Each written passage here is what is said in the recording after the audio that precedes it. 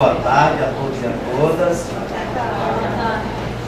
É um prazer imenso para nós, todos nós aqui, recebê-los para discutirmos, debatermos, ponderarmos sobre um dos mais importantes problemas de toda e qualquer democracia, de qualquer nação, mas muito especialmente de toda e qualquer democracia, em qualquer ambiente democrático. Essa é uma atividade que nós todos aqui nos reunimos e decidimos fazer porque entendíamos que é um problema que precisa ser debatido num ambiente de serenidade, de tranquilidade, para que encontremos alternativas para a resolução dos problemas que se apresentam, que se adequam aos valores que nós prezamos muito no ambiente democrático. Desta atividade nós faremos um livro. Então, quem não pôde acompanhar, certamente mais para frente, muito provavelmente até na Bienal, nós estaremos, será em outubro, né, de outubro para novembro, nós estaremos lançando um livro sobre o debate que nós vamos travar, vamos iniciar na tarde de hoje. Fora isso, toda essa nossa atividade está sendo gravada e ela vai ser colocada também no YouTube, para quem quiser rever, para quem quiser indicar para algum amigo, alguém que se interessa pelo assunto. Esse trabalho também vai estar disponível para todas as pessoas que tiverem interesse em saber um pouco mais, em trabalhar um pouco mais com esse tipo de tema. Esse é um tema daqueles mais complexos que com o qual nós lidamos, nós trabalhamos. Não é muito fácil trabalhar um tema que mexe muito com a emotividade das pessoas, né? Muito provavelmente aqui tem gente que já tenha sido vítima de um crime, de uma infração, ou tem alguém que é um parente que foi vítima de uma infração, das menores às maiores, e é muito comum que a vítima, os parentes da vítima, elas exacerbem mesmo o seu sentimento, coloquem para fora tudo aquilo que ela de fato pensa sobre o que deveria ser feito daquela pessoa que foi a provocadora daquele conflito, né, daquela situação desagradável. E é natural que até isso muitas vezes acontece com nós, que trabalhamos diuturnamente esse tema. Expressões de ódio, de rancor, sentimento de vingança. Isso é natural do ser humano. Agora, a coisa passa a nos preocupar, e deve de fato nos preocupar, quando esse tipo de postura é assumida por pessoas que estão na gestão do sistema carcerário, estão na gestão do sistema de segurança pública como um todo, do sistema criminal como um todo. E aí a gente acaba entrando em um terreno que é um terreno extremamente perigoso para nós. A gente começa a trabalhar com institutos que são institutos muito clássicos de ambientes autoritários, de ambientes ditatoriais, a seleção de alguém como inimigo, a necessidade de limpeza social, a necessidade de eliminação. E num ambiente democrático, trabalhar com esse tipo de emotividade, trabalhar com esse tipo de dinâmica é muito perigoso, porque até o momento em que essas atuações elas não nos afetam, nós, quando não aplaudimos, silenciamos, nos omitimos. Mas a partir do momento que o Estado volta o seu olhar, que não é de candura, para nós, aí a gente começa a se preocupar. Quando se invade a casa do outro, em nome do próprio Estado, atuando, diga-se, entre aspas, em nome da lei, a coisa pode nos parecer distante, mas a partir do momento em que nós somos incomodados por essas autoridades, por aquelas que deveriam prezar por valores que nós demoramos um bom tempo para conquistar, nós acabamos despertando, e aí despertamos tardiamente, porque o monstro já foi alimentado, né? O Estado já foi legitimado por nós, legitimado entre aspas, porque o Estado ele não se legitima tão somente pela vontade da maioria. Isso não é democracia. Claro que a democracia ela pressupõe a seleção de finalidades através da maioria, mas essa maioria não pode tudo. A maioria ela tem limites que precisam ser respeitados. As garantias e direitos fundamentais da minoria, daquelas pessoas que muitas vezes não têm influência no sistema político, que é quem gere tudo isso, todo esse sistema que nós aqui vamos trabalhar, são essas as pessoas mais selecionadas. Falamos muito sobre isso pela manhã aqui, de seleção. Eu costumo dividir esse tema, sistema carcerário, sistema penitenciário, como queiram chamar, em três vertentes. Nós temos que discutir qual é a dinâmica do fluxo de entrada, e me parece que discutimos bem isso pela manhã, né? A seletividade do sistema, isso é claro.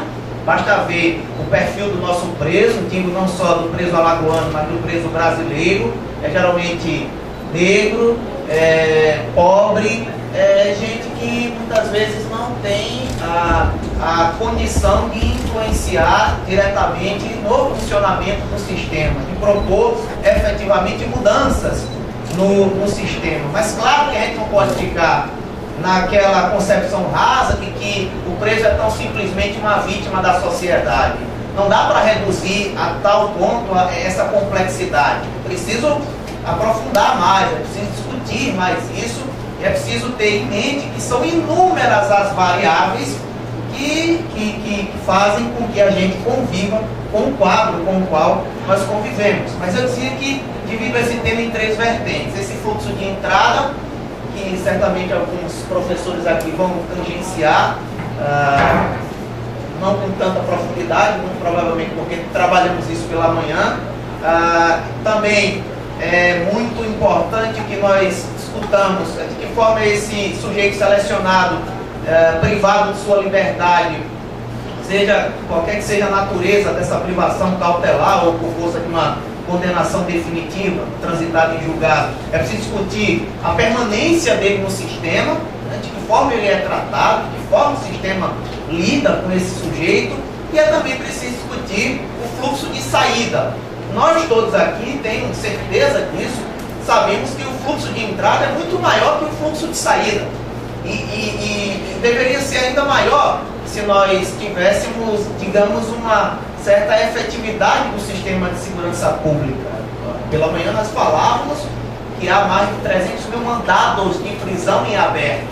Então, se nós já convivemos com o caos, se nós já convivemos com a absoluto esgarçamento da capacidade do Estado de gerir esse problema do sistema carcerário, esse problema ele poderia ser muito maior se esses mandados de prisão fossem cumpridos.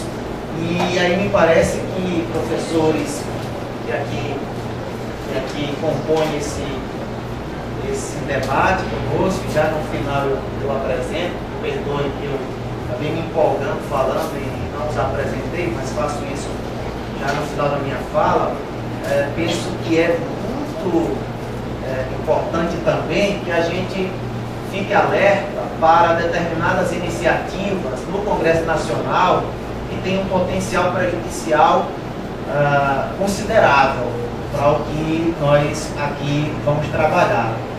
Porque o Congresso Nacional hoje discute inúmeras leis, mas muito especialmente o Congresso Nacional discute atualmente o novo Código Penal.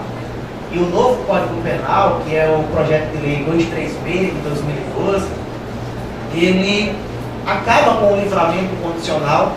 O problema, professor Hugo, é que o sujeito, quando comete um desvio, pratica uma infração, aquilo rotulado como infração no ordenamento, e está gozando de um benefício como esse, o livramento condicional, o que vai para o banco dos réus não é ele, é o Instituto, é o livramento condicional. Então, na verdade, a gente não poderia tirar o foco daquele que praticou, que se acusa de ter praticado uma infração penal e jogar esse holofote para um instituto que é tão importante para a gente trabalhar esse fluxo de saída do sistema carcerário. Então, o projeto Novo Código Penal acaba com o livramento condicional, esse projeto também acaba com a suspensão condicional da pena e ele também endurece as regras para a progressão de regime. Então, vejam que o potencial de prejudicialidade no tratamento do sistema carcerário, do que está sendo discutido no Congresso Nacional, é um potencial considerável com o qual nós temos que lidar, e trabalhar e prestar bem atenção para que isso não seja agravado. Mas eu finalizo dizendo que, como já disse no início, é com muita satisfação que os recebemos aqui. Nós sabemos que esse é um tema que levanta muita discussão, muita polêmica. Há uma pergunta muito clássica que eu sempre ouço, que coloca sempre o foco na vítima, professor Tiago. Ah, mas e a vítima, né? Como é que a gente vai protegê-la? Como é que a gente vai dar satisfação a ela? Como é que a gente vai fazer com que ela se sinta afagada? Como é, né? Essas coisas também serão discutidas aqui por nós. Aqui, quando a gente se propõe a discutir direitos humanos, pela manhã, inclusive, o professor Zé Marques, que aqui esteve, que continua utilizando essa expressão, porque, e isso certamente deve ter sido um recado para mim, porque toda vez que eu falo, eu digo, olha, eu costumo trocar direitos humanos por valores democráticos, porque a expressão direitos humanos já está tão carregada de preconceito, já tem uma carga negativa tamanha na sociedade, que quando eu evito falar, me parece que eu consigo passar bem a minha mensagem. Depois que eu passei a mensagem, eu fiquei raciocinando, peraí, ele falou de direitos humanos. E na medida em que a gente ia falando, as pessoas realmente vai concordando, e no final, olha, ele está falando de direitos humanos, mas direitos humanos é isso, professor Sérgio. É o respeito de toda e qualquer pessoa desviante ou que conviva numa sociedade, num ambiente que se propõe a ser democrático. Então, o norte da nossa discussão é o que nós queremos para o nosso país, o que nós queremos para a nossa democracia. O que é uma democracia? Democracia é uma sociedade democrática, é aquela sociedade que trata mal as pessoas que estão privadas de liberdade, ou sociedade democrática se caracteriza justamente pela forma com que trata aqueles que estão encarcerados. E isso não é uma conclusão minha, essa não é uma formulação minha, é uma formulação de um grande líder mundial chamado Nelson Mandela. Na biografia dele, ele caracteriza a democracia pela forma não com que nós tratamos aqueles que estão livres, entre aspas, né? Aqueles que convivem em determinadas camadas sociais, geralmente as mais abastadas. A democracia se caracteriza pela forma com que nós tratamos aqueles que estão em condições desfavoráveis, aqueles especialmente que estão na condição de liberdade privada. Então, olha, eu tenho aqui comigo o professor Bruno Leitão, que é um pesquisador respeitado, professor do Centro Universitário SESMAG, tem também obras lançadas, artigos, que podem facilmente ser encontrados pela internet, nas livrarias, enfim, para mim é uma honra muito grande conviver com ele, aprender com ele e trocar muita informação, muitas ideias. Nós nem sempre concordamos, né? Discordamos muitas vezes, mas tem sido uma experiência muito enriquecedora para mim, para os alunos que têm o prazer de conviver com ele no ambiente da universidade. Tenho aqui também o professor Marcos Adilson, que é um professor talhado para o direito do trabalho, é um professor também dedicado, um pesquisador, mestre em educação, que se debruçou há um tempo sobre o problema do trabalho no cárcere. Será que o preso tem, de fato, direitos trabalhistas e previdenciários que merecem ser respeitados, que merecem ser ao menos discutidos, debatidos, ele vai trazer um pouco dos seus estudos e das suas experiências nessas pesquisas que ele tem feito para nós. Tenho aqui também o professor Hugo Leonardo, e eu sempre digo, não é nenhuma rasgação de seda, o Hugo é uma referência, não apenas para mim, não apenas para Alagoas, nem para o Nordeste, para o Brasil, de cientista da política criminal, da criminologia e até da sociologia. O Hugo tem livros lançados, tem artigos lançados que também podem ser facilmente encontrados. É uma honra imensa, não apenas para mim, para todos nós, conviver com o Hugo, aprender muito com ele e nesse momento poder compartilhar dessa experiência. Nós temos também aqui o professor Tiago Mota, que é discípulo de um grande penalista brasileiro, mundialmente conhecido, que é o Cláudio Brandão. O professor Tiago Mota também, como todos nós aqui, é professor do Centro Universitário SESMAC, tem trabalhado a fundo questões mais, digamos, dogmáticas, questões relacionadas às principais discussões do direito penal, da doutrina penal e processual penal. Também é uma honra, professor Tiago, conviver com o senhor e aprender bastante, né? Tenho certeza que todos nós aqui aprenderemos com o que o professor Mota vai colocar para nós. E não estranhe, porque o Mota é um grande provocador. Ele tem isso na veia, ele gosta de levantar polêmica, de trazer aqueles assuntos que são mais espinhosos para nós. E isso é muito bom, é muito importante, por isso que um dos motivos dele estar aqui é justamente isso, senão não seria um debate, né? Seria um mero colóquio. E por fim, mas não menos importante, o professor Sérgio Coutinho, que é também um grande pesquisador, um cientista social, tem um livro que eu recomendo, que ao final será sorteado, a metodologia para pesquisas jurídicas e sociais, para qualquer área, quem estiver fazendo pesquisa, quem estiver elaborando artigo, trabalho científico, certamente vai precisar dessa obra. O professor Sérgio tem nos ensinado muito, notadamente aqueles que gostam mais e que eram mais acostumados com o estudo do direito penal e processual penal. O professor Sérgio, ele foi um dos responsáveis por me fazer ver que o direito penal não é tudo, o processo penal não é tudo. É importante a gente saber que esses instrumentos eles são utilizados na sociedade. Então, eu acabei fazendo o fluxo inverso, né? Ao invés de ficar apenas no direito penal e processual penal, eu voltei um pouquinho atrás, alguns passos atrás, e fui estudar um pouco a dinâmica social. O professor Sérgio é um dos responsáveis por isso. Bom, então, cada um agora terá 5 minutos para suas considerações iniciais, e a dinâmica é essa. Na segunda rodada, cada um terá 3 minutos para a gente dar uma dinâmica célere ao debate e assim por diante. Depois a gente vai abrir para as meninas, a Marília e a Rutileia, são pesquisadoras, acadêmicas de direito, fazem parte de um grupo nosso de pesquisa sobre mídia e violência.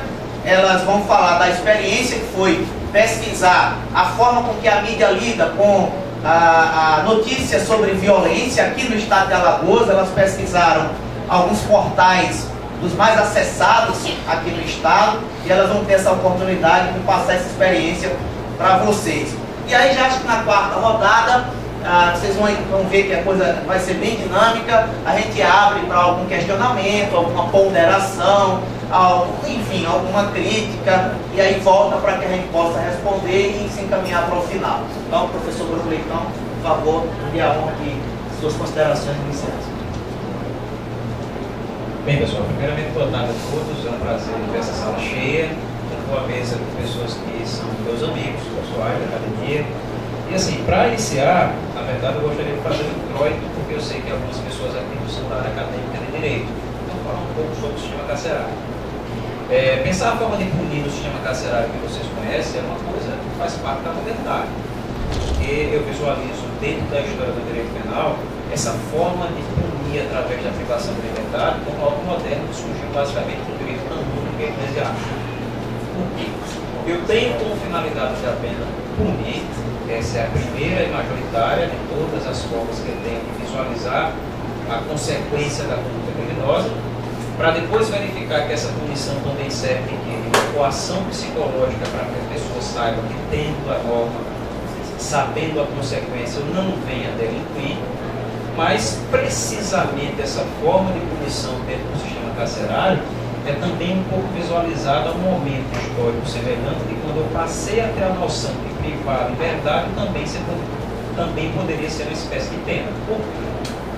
Antes eu tinha como consequência da conduta criminosa basicamente penas que são de morte ou penas aflitivas, ou seja, amputação, queimar, enforcar, arrancar a cabeça e por aí vai.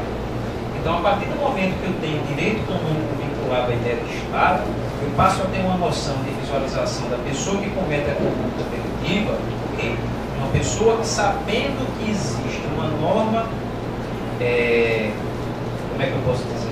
A palavra metafísica, ou seja, a ideia que eu tenho de religião regendo as normas também de vida social. Se a pessoa conhece a palavra de Deus, sabe o caminho do bem, e mesmo assim faz a opção de delinquir, essa pessoa passa uma ideia de anormalidade, que talvez por intermédio da palavra de Deus eu possa vir a curar essa pessoa. E qual era a ideia que eu tinha? Eu pegava essa pessoa, deixava reclusa e através de penitências eu poderia curar essa pessoa dentro da finalidade que vocês conhecem como reeducação ou ressocialização, certo? Trazendo isso do seu início histórico para o momento atual, a gente vai verificar que essa ressocialização dentro dessa ideia aí é uma grande falácia, é uma mentira, é um engodo, não existe. Primeiro porque, se você passa a ter a ideia de que eu vou pegar uma pessoa que vive em sociedade, vou estigmatizá-la e colocar num ambiente que não tem convívio social, não é que eu estou preparando essa pessoa para a sociedade. Começando barata, o tecnólogo crítico vai dizer que, na verdade, não existe ressocialização. A pessoa que entra no sistema carcerário, ela vai sofrer um fenômeno chamado de prisionalização. Você não está entrando ali para se readequar à vida em sociedade. Você vai ter que entrar ali e se adequar a esse novo contexto social que você vai ter que fazer. Você vai fazer parte. Isso é tão curioso que a própria lei penal, ela reconhece a falácia do sistema carcerário. Sabe por quê? Você não sai da prisão com o conceito de reabilitado em sociedade. Quando você sai da prisão, você vai ter que esperar pelo menos 2 anos para conseguir uma declaração do Estado para dizer que agora sim você está reabilitado ao convívio social. Então veja que a própria norma penal, ela reconhece a sua incapacidade de curar o apenado. Se é que eu posso utilizar essa palavra de curar, certo? Tudo que a gente vai verificar aqui, a gente vai ver que isso aí é um sistema que é totalmente eficaz ao que ele se predispõe a fazer. Ok? Isso é só uma introdução para alguns argumentos mais técnicos que eu quero falar para os colegas.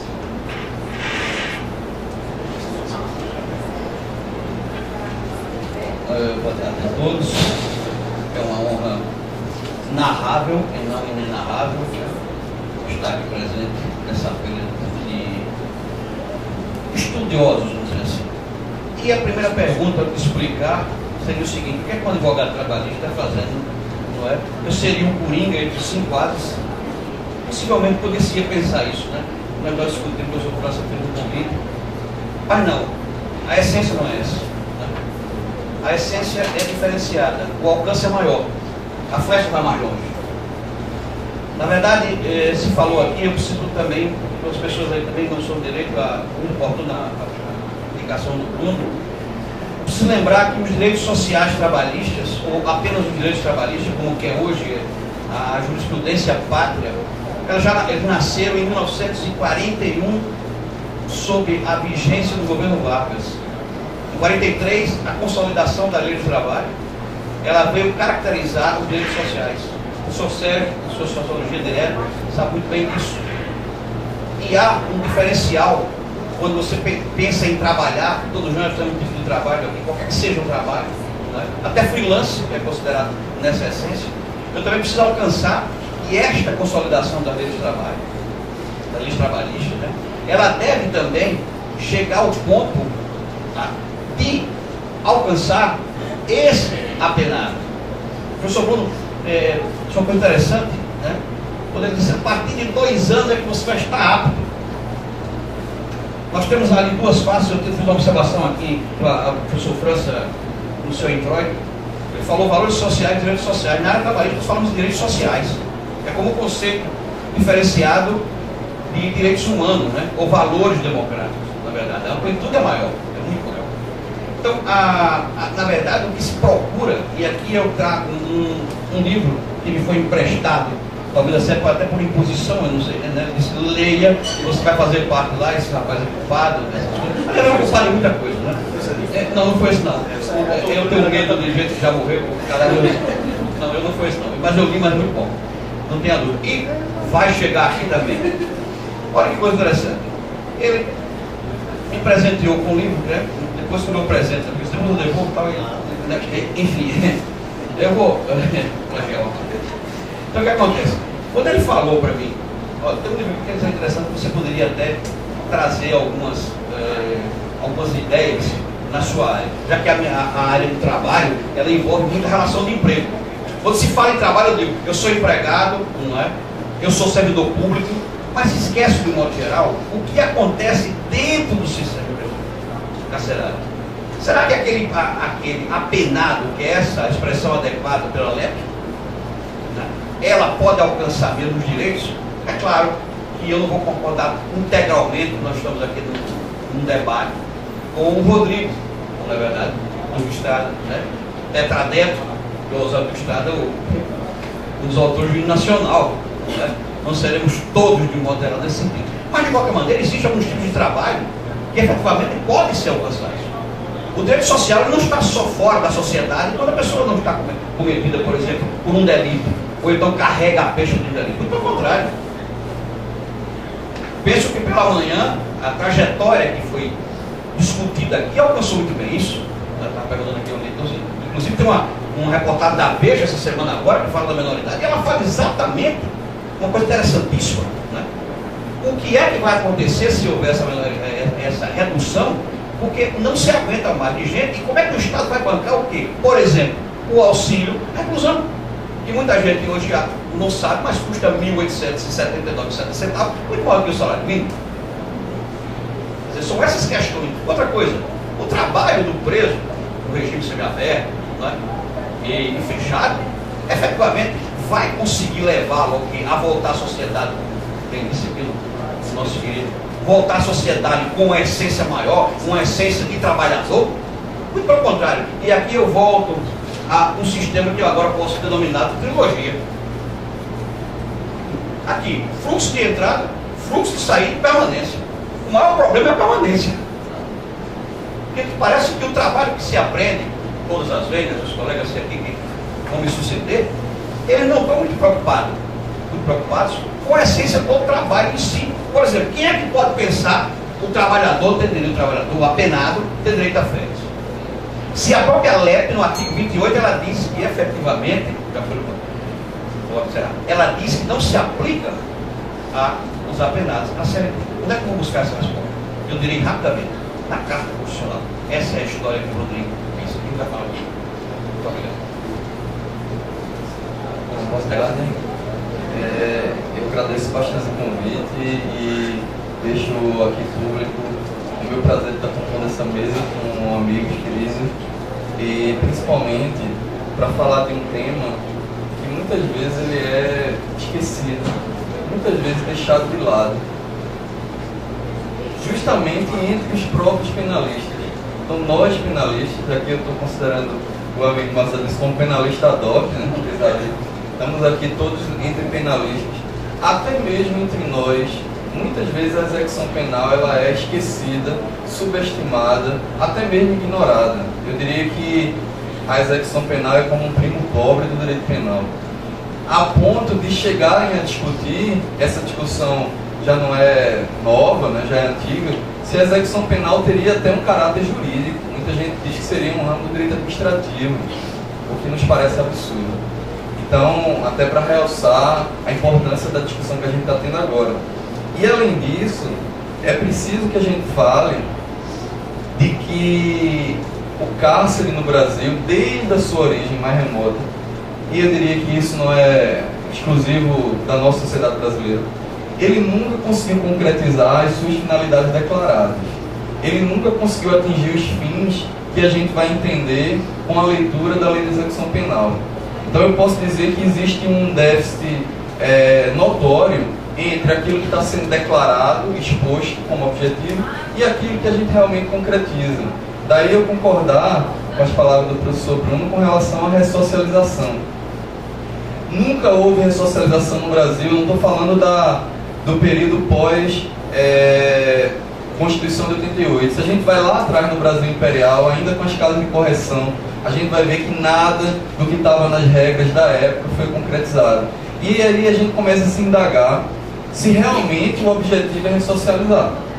Porque veja, é o que está lá dizendo na lei. Mas isso, primeiro, nunca foi nem de perto concretizado. E por outro lado, parece que quando a gente vê a atuação dos órgãos responsáveis pela execução, não é bem isso que se quer.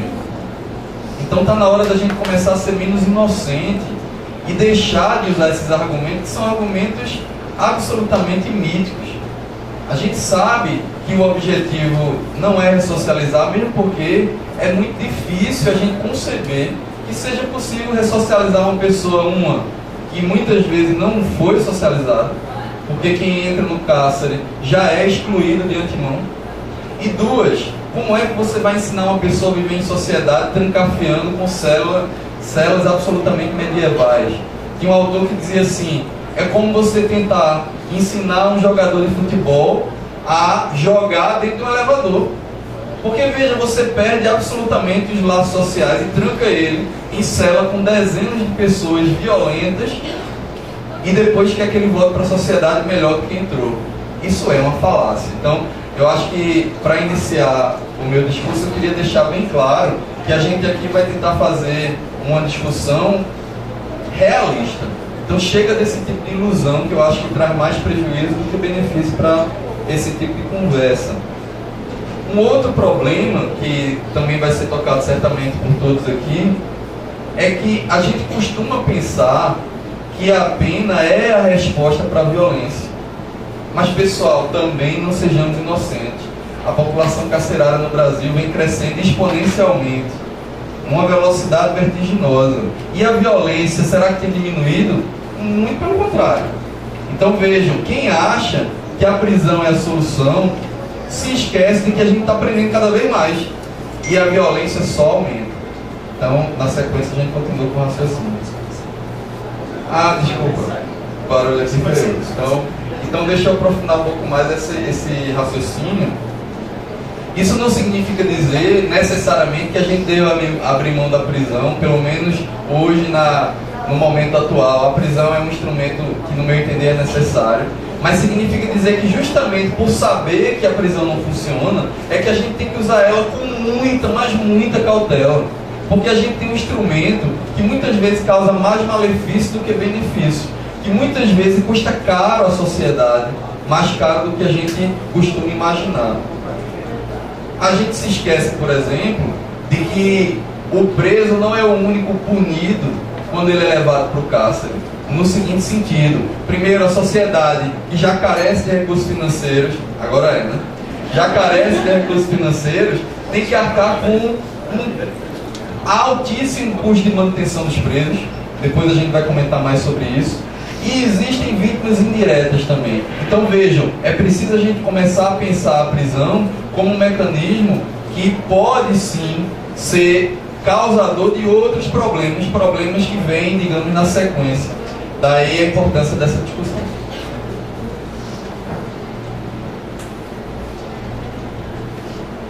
Bem, primeiramente, boa tarde. Gostaria primeiro de desmistificar um conceito de que eu seria o provocador daqui, mas enfim, ou quem sabe, eventualmente, eu estou sofrendo bullying desde o início da luta hoje. Faz parte da situação. Até de advogado trabalhista eu estou sofrendo bullying. Gente, quando a gente pensa em sistema carcerário, e obviamente nós vamos discutir muito isso agora, é impossível não deixar de discutir criminalidade, é impossível não deixar de discutir violência, assuntos que a gente já tratou hoje pela manhã, mas que invariavelmente vão estar dispostos num discurso que vocês vão ver a partir de agora à tarde. Pensar em sistema penitenciário é pensar em dualidades muito fortes entre o crime, entre a nossa sensação de medo que a violência do crime provoca e como lidar com isso. Qual resposta queremos que o Estado entregue para lidar com a problemática do medo, com a problemática da violência?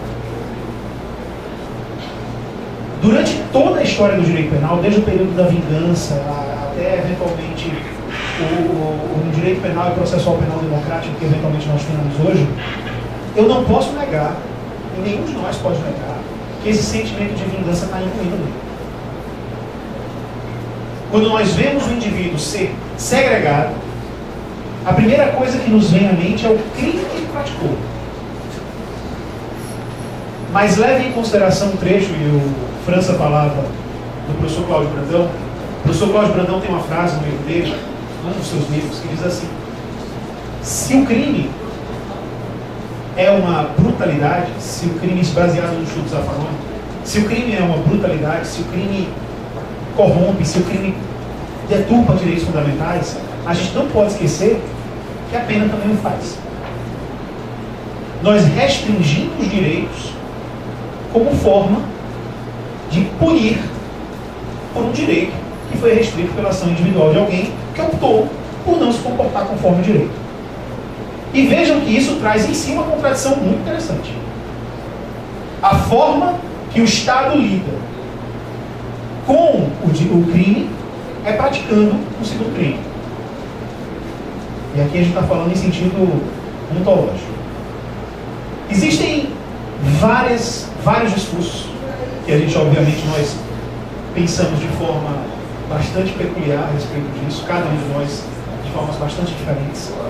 Mas, acima de tudo, o que a gente precisa conceber é o seguinte: quando o Estado tomou para si a atividade de aplicar penas, quando o Estado tomou para si a atividade de dizer o direito, quando o Estado tomou para si e nos retirou dessa possibilidade, porque antigamente era pau e pedra.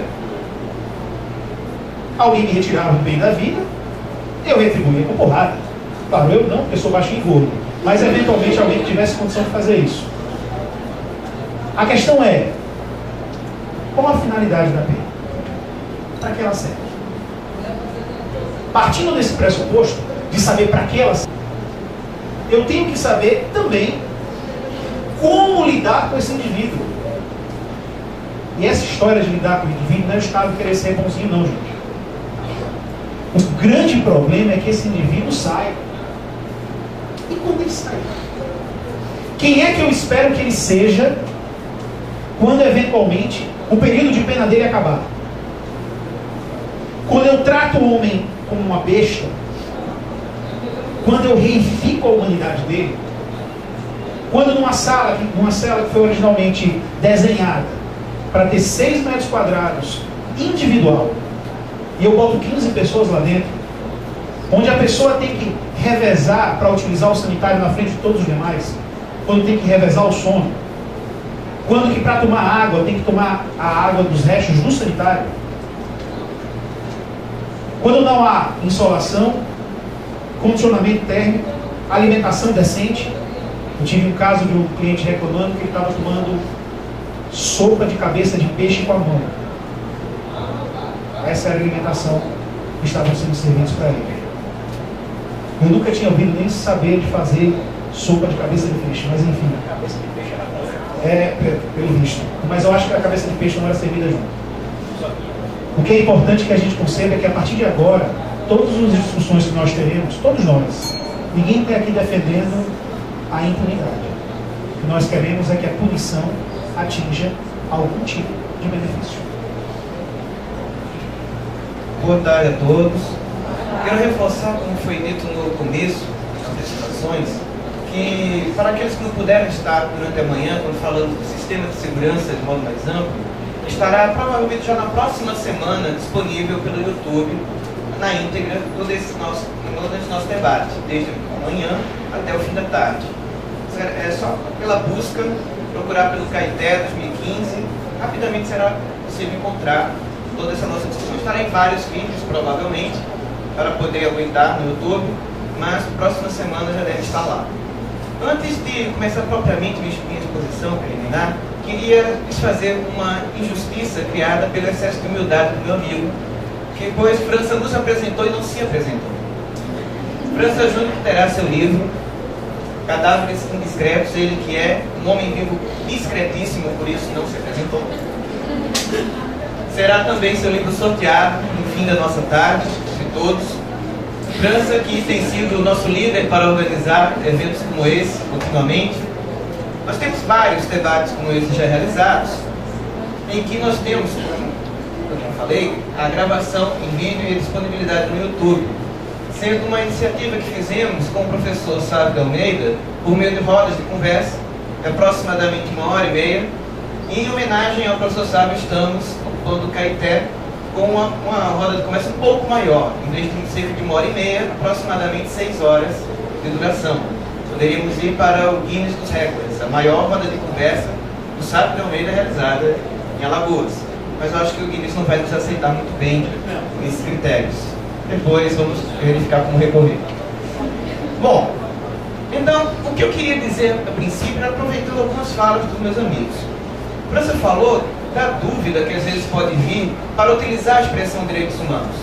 Eu penso que se nós tivermos qualquer receio para falar de algo que nos humaniza, nós estaremos nos coisificando de imediato. Valores democráticos, valores políticos, valores da sociedade do século XXI podem ser termos muito abstratos, muito distantes, e parecer que dizer que todos têm direitos iguais seria um exercício de idiotice. Como ainda por cima é uma expressão reconhecida por tratados internacionais, é uma expressão pela qual tantos milhares de pessoas morreram, foram torturados para poder fazer com que fizesse algum sentido, considero que é mais relevante continuar com ela.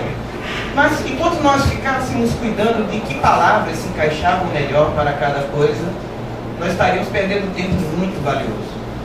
Até porque os nossos clássicos de séculos atrás lidavam indistintamente confundindo dentro de suas obras. Immanuel Kant só se referia aqui. Os valores que nós queríamos para todos, sem usar qualquer uma dessas expressões, seriam válidos se fossem universalizantes. Se houvesse qualquer impedimento para que fossem para todos, haveria algo de desumano de imediato. Isso é um critério lógico simples que ele adequa. Qualquer lei que nós tenhamos entre nós que não possa incidir um número maior de pessoas, tem algo errado nela. Então, se nós observamos algo assim, nós podemos pensar em como temos dificuldade para punir, como temos dificuldade para julgar, como temos dificuldade para investigar na nossa sociedade aqueles que nós odiamos. Queremos logo desprezo a eles, de imediato. Pensemos, o casal Nardoni, onde no Brasil poderia ser julgado por isenção? Qual o júri que não os odiava? É difícil imaginar. Se nós fôssemos pensar em que eles fossem para longe, para não haver impacto da mídia, é esquecer a internet. É um casal ser julgado em Marte, talvez. Se não houver nenhuma sonda transmitindo. Então temos que tomar cuidado, porque no senso comum, numa mesa de bar, na Quinta Tequila, nós temos todo o direito a querer matar todo mundo, a querer jogar bomba em todo canto, a querer bater em alguém depois. Direito temos, depois pagamos por isso. É um preço às vezes alto ser preso, mas se você quiser faz, não tem problema. Mas no meio acadêmico, no ato que dá nome a esse congresso, nós temos que tomar cuidado da racionalidade, da impessoalidade e pensar as coisas de um modo que possa esse pensamento ser válido para todos. Ou estaremos reproduzindo alguma forma de injustiça imediatamente.